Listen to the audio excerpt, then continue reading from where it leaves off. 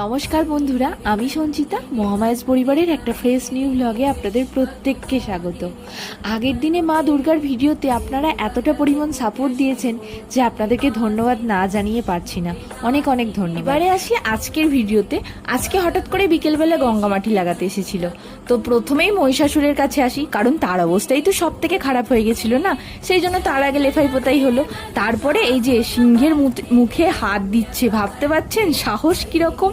না না, ছেলে সিংহের মুখে হাত দিলেও বাবা সিংহের মাথায় ঠান্ডা করছে জল। হয়তো আমি কথাগুলো মজার ছলে বললাম, কিন্তু কতগুলো প্রসিডিওর একবার ভাবুন। প্রথমে ঠাকুর শোকানোর পর গঙ্গামাটি দিতে হবে, সেই গঙ্গামাটি শোকালে আবার সেগুলোকে পুরুল জালি দিয়ে মানে এক্সেস যে মাটিগুলো সেগুলোকে ফেলে দিতে হবে, তারপরে আবার জল দিয়ে ভালো করে সমান করতে হবে। যাই হোক, এইভাবেই আজকে আমাদের ঠাকুরটাকে শোকানো হলো। কালকে হবে খড়িমাটি, আমি সেই ভিডিওটা আপনাদের সাথে শেয়ার করবো। আজকের মতো টাটা।